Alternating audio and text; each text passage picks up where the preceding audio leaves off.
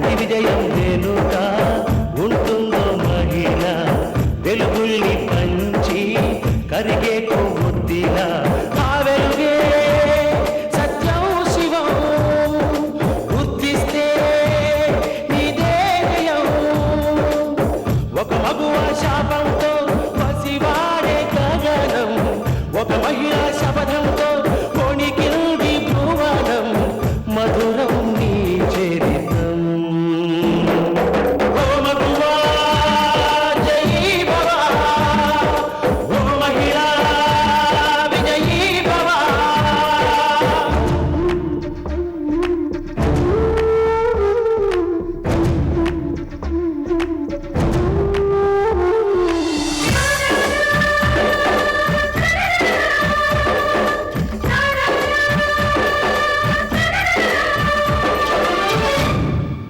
ఒట్టి మాటతో ఒక్కనాటికి రాదు రాదు జయము చిత్తశుద్ధితో చెమట ఊచితే అందదా విజయము పిడుగురాలిన అడుగు ముందుకు వేయుడే ధైర్యము మనసు చూపిన మార్గ మొదలక సాగని పయనము అంతులేనిది నీ సహనము సాటిలేనిది నీ త్యాగము బతుకు బాటలో ఎన్ని వెతుకులాటలో మలుపు మలుపున ఎన్ని ఆటుపోటులో గెలుపే నీ ధ్యేయం సాహసమే నీ ఆయుధం సాధించే నీ ఆశయం సాహసమే నీ ఆయుధం సాధించే నీ ఆశయం నాకేం పాలు పోవడం లేదు. ఇందు ఏం చేయాలో నువ్వే ఆలోచించమ్మా.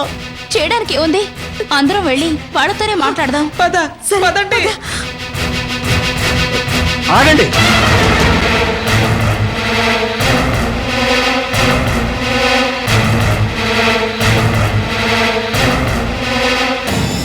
అందరూ దేనికి? అన్నపూర్ణ పిన్ని, శాంతి, ఇందు వెళ్తే చాలు. ఏ మేమెందుకు వెళ్ళకూడదు? మీరు ఆవేశపరులు, ఆ బలరాం ఏదైనా అంటే తట్టుకోలేక తిరగబడతారు. దాంతో లేనిపోని గొడవలు. ముందు వాళ్ళు వెళ్ళి విషయం ఏమిటో కనుక్కొస్తారు. ఆ తర్వాత ఏం చేయాలో ఆలోచిద్దాం. ఏంటి మావయ్య తర్వాత ఆలోచించేది? ఏం జరిగినా సరే ఇవాళ అటో ఇటో తేలిపోవాలి. పదరా. బాలాజీ ఆవేశపడొద్దు. ఇప్పుడున్న సమస్యలకే తల మునకలై చేస్తున్నాం. ఇంకా లేనిపోని సమస్యలు కొని తెచ్చుకోవడం దేనికి? మీరుండండి, మేము వెళ్ళొస్తాం. పదండి అమ్మా, పదండి.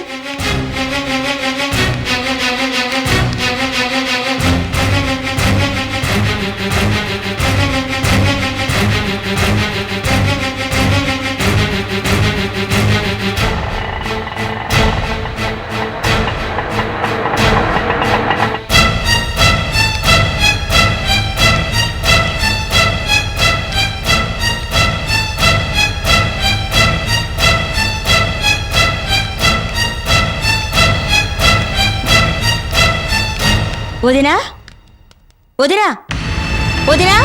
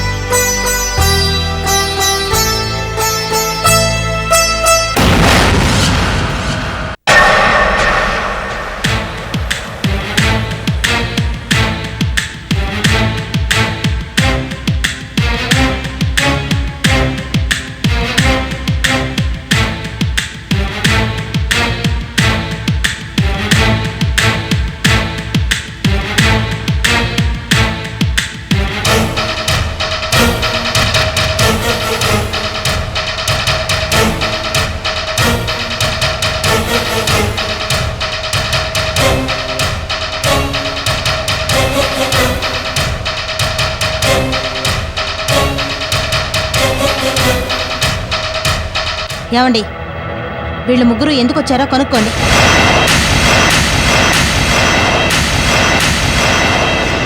ఇదిగా మీ ముగ్గురు ఎందుకు వచ్చారట? మా ఆవిడ కనుక్కోమంది. ఆఖరికి నీ బతుకి ఇలా తగలడిందన్నమాట.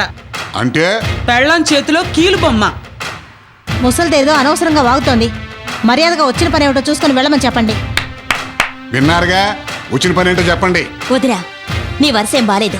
వదినట వదిన, అలా పిలిచే అర్హత ఎప్పుడో కోల్పోయావు. అదేంటొదినా అలా మాట్లాడుతున్నావు? మళ్ళీ వదిన అంటావు. ఇంకొకసారి అన్నావంటే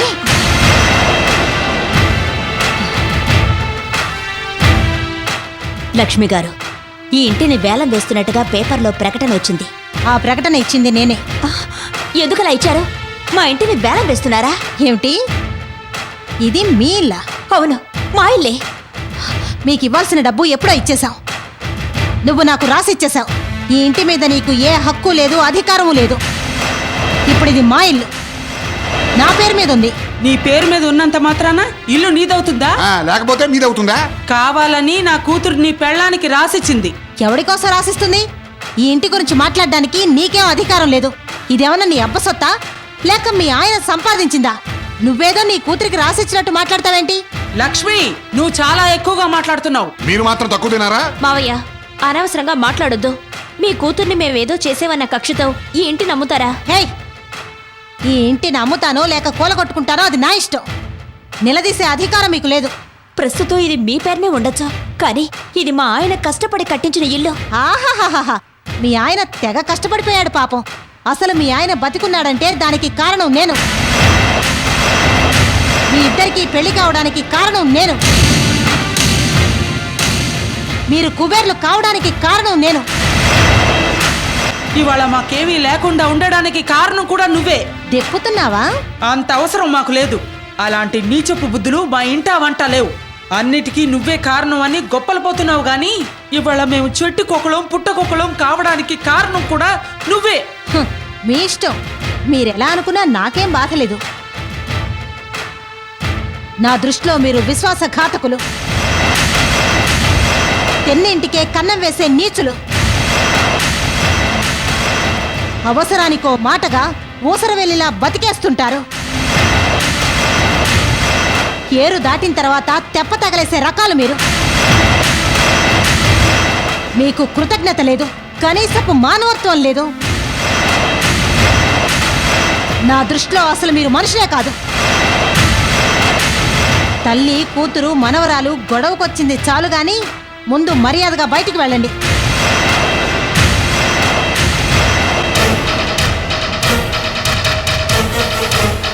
లేకపోతే మా ఆయన చేత మిమ్మల్ని బయటికి గెంటిస్తారు. వదినా, నీకేమన్నా పిచ్చి పట్టిందా? అవును, నాకు పిచ్చ పట్టింది.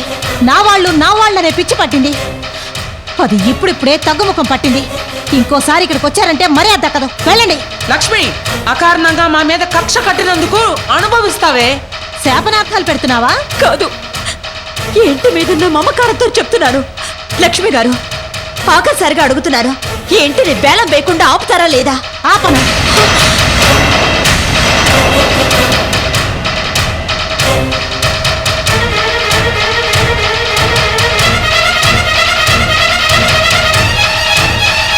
ఏం చేసుకుంటావో చేసుకో.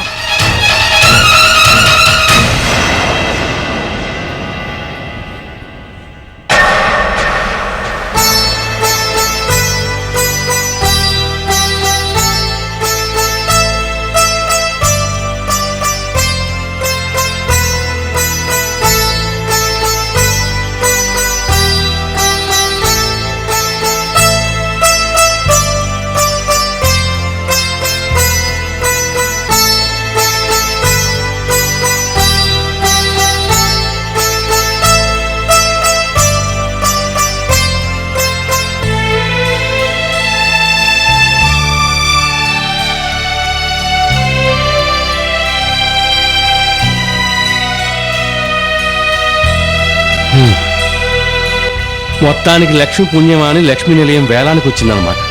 వేలానికి వచ్చినా అమ్మకానికి వచ్చినా మన ఇల్లు మన చేయి దాటిపోవడానికి వీల్లేదు. మనం కూడా వేలం పాటలో పాల్గొనాలి. పాట ఎంతకెళ్ళింది అని ఆలోచించకుండా పాట పాడాలి. దానికి చాలా డబ్బులు కావాలి కదండి. అంత డబ్బు మన దగ్గర ఎక్కడుంది? ప్రస్తుతం మన దగ్గర అంత డబ్బు లేకపోయినా థర్డ్ పార్టీకి వెళ్లకుండా మనకు బాగా నమ్మకస్తులైన వాళ్ళ చేత పాడిద్దాం. మన దగ్గర డబ్బున్నప్పుడు వేలం డబ్బు వాళ్ళకిచ్చి మన ఇల్లు మనం స్వాధీనం చేసుకోవచ్చు. ఇందు, బాలాజీ అన్నది కూడా బాగానే ఉంది. నాన్నగారు కష్టపడి కట్టిన ఇంటిని మనం వదులుకోకూడదు. అది సరే, మనకు తెలిసిన వాళ్ళలో అంత డబ్బు గల వాళ్ళు ఎవరున్నారు?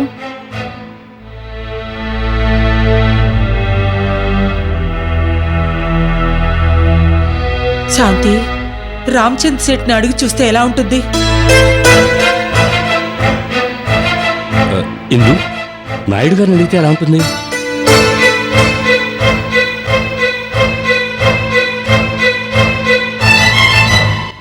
నాయుడు గారు తీసుకోవడం చాలా మంచిది. ఆయన మనకు నమ్మకస్తుడు. ఆయన తీసుకుంటే మనం తీసుకున్నట్టే. సేటు కూడా మంచివాడే. ఇద్దరిలో ఏ ఒక్కరు తీసుకున్నా మనకు మంచిదే. ఇద్దరిని ట్రై చేద్దాం. అమ్మా, ఆ? మనం వెళ్ళి సేట్ని కలిసొద్దాంరా. పద. మావయ్య, నేను నాయుడు గారిని కలిసొస్తాను. వెళ్ళరమ్మా.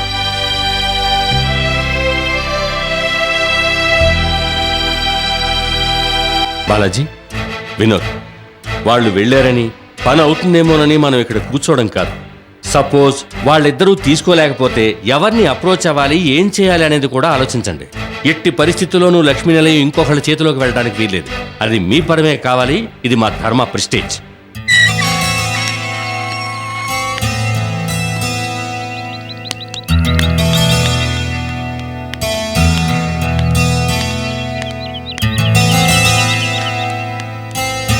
నమస్కారం సేట్జీ. నమస్కారం శాంతి మేడం. నమస్కారం అన్నపూర్ణమ్మ గారు. కూర్చోండి కూర్చోండి. మీరు మీ వాళ్ళు అంతా బాగున్నారా? బానే ఉన్నా.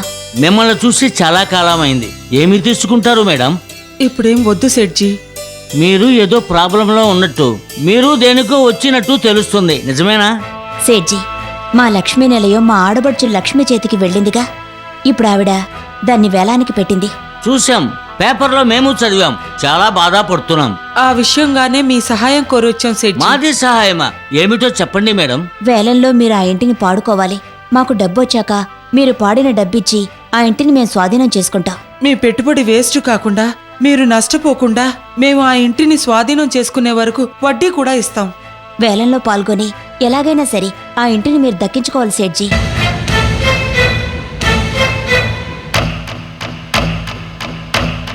సేట్జీ, ఏమిటి ఆలోచిస్తున్నారు? మీకు వీలవుతుందా? శాంతి మేడం, మీ పెద్ద కోడలు సీత దగ్గర నుంచి ఆ ఇంటిని దక్కించుకోవడం కోసం మేము ఇష్టాప్రయత్నం చేసి ఓడిపోయాం. దానివల్ల కొంచెం డబ్బు దుబారా అయింది. అదీగాక ఆ బద్మాష్ తంటికొండ పాపారావు మాది ఇంటి మీద దౌర్జన్యం చేయడానికి వచ్చాడని ముంబైలో ఉన్న మాది పిల్లలు చాలా బాధపడ్డారు. 2 మాసాల క్రితం మాది బిజినెస్ మొత్తం వాళ్ళు హ్యాండ్ ఓవర్ చేసుకున్నారు. వేలకు తింటూ ఇదిగో ఇలా పురాణాలు చదువుకుంటూ మాకు రెస్ట్ తీసుకోమన్నారు. మేడం, బాగా ఆలోచిస్తే మాది పిల్లలు చెప్పింది న్యాయంగానే ఉంది. నీతి నిజాయితీ ధర్మం అంటూ పోతే 4 రాళ్ళు సంపాదించలేం మేడం. పైగా కష్ట నష్టాలు పాలు కావాల్సి వస్తుంది. మాకు వయసు అయిపోయింది. అందుకే మేము కూడా మాది వ్యాపారాలన్నీ మాకి పిల్లలకి అప్పగించి రామ్ రామ్ అనుకుంటూ రెస్ట్ తీసుకుంటున్నాం. మీకు ఏమీ సహాయపడలేకపోతున్నందుకు మాకు మన్నించండి మేడం. వ్యాపారం మీ చేతుల్లో లేనప్పుడు మీరు మాత్రం ఏం చేయగలరు? మా కోసం ఎంతో చేసి మీ పిల్లల చేత మీరు మాట పడ్డం మాకు బాధగానే ఉంది. వెళ్ళొస్తాం సేట్జీ. మంచిది మేడం. వస్తాం సేట్జీ.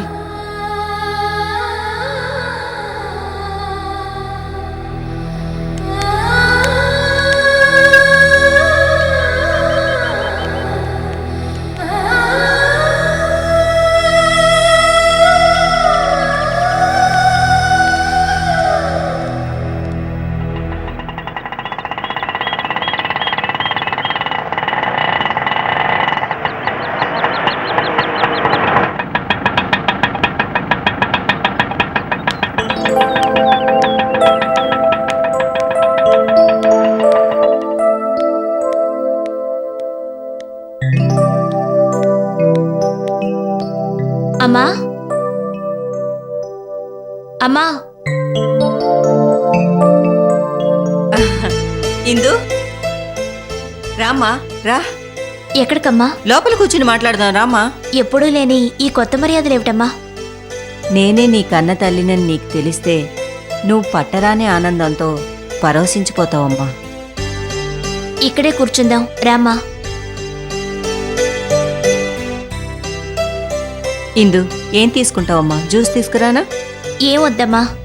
అయినా నాకు తెలియక అడుగుతాను, ఎందుకీ మర్యాదలు? నీలో ఏదో మార్పు కనిపిస్తోంది. ఈ మార్పుకు కారణం ఏమిటో త్వరలో నీకే తెలుస్తుందమ్మా. ఏమిటోనమ్మా నీ ధోరణి నాకు అర్థం కావడం లేదు. అవునమ్మా, నాయుడు గారు ఉన్నారా? ఆయనతో మాట్లాడాలని వచ్చాను. ఆహా, ఏమండి, మన ఇందు వచ్చిందండి. వస్తున్నా. ఏమ్మా ఇందు, ఆయనతో ఏమన్నా పనుందా? అవునమ్మా, నాయుడు అంకుల్తో ఓ పని పడొచ్చాను. అమ్మా ఇందు, నాయుడు గారు నాయుడు అంకుల్ అంటావేమిటి? నన్ను అమ్మ అని పిలిచినట్టు ఆయన్ని నాన్న అని పిలవచ్చు కదా. అమ్మా పోన్లే, ఇక నుంచైనా నాన్న అని పిలు.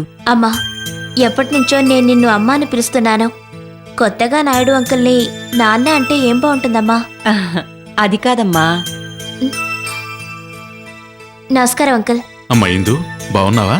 బాగున్నాను. మీతో పనుండొచ్చాను. చెప్పమ్మా. లక్ష్మి అత్తయ్య మా ఇంటిని వేలానికి పెట్టింది. పేపర్ ప్రకటన చూసామమ్మా, మేం కూడా చాలా బాధపడ్డాం. అవునమ్మా, లక్ష్మికి ఆలోచన ఎందుకు వచ్చిందో మాకు అర్థం కావడం లేదు. ఇప్పుడు మా లక్ష్మి అత్తయ్యని మార్చడం ఎవరి తరం కాదు. బయటి వాళ్ళ చేతికి వెళ్లకుండా మాకు బాగా తెలిసిన వాళ్ళ చేత ఆ ఇంటిని పాడించాలనుకుంటున్నాం. మా చేతిలో డబ్బున్నప్పుడు పాడుకున్న వాళ్ళకి ఆ డబ్బిచ్చి ఇంటిని మేము తీసుకోవాలనుకుంటున్నాం. దాని గురించే మాట్లాడడానికి వచ్చాను. నీ ఆలోచన బాగానే ఉందమ్మా. నన్నేం చేయమంటావు? మీరు ఆ ఇంటిని వేలంలో పాడాలి. బయటి వాళ్ళకి పోవడానికి వీలేదు.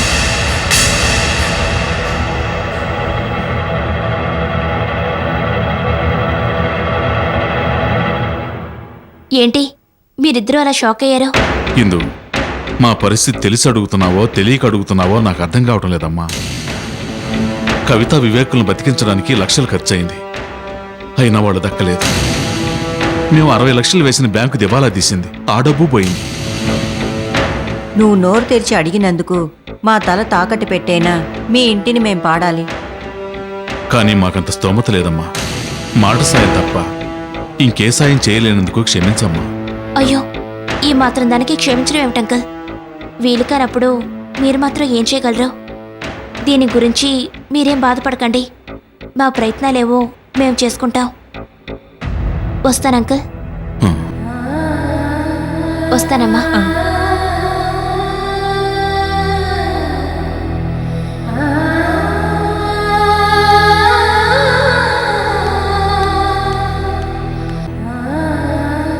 వస్తానమ్మా.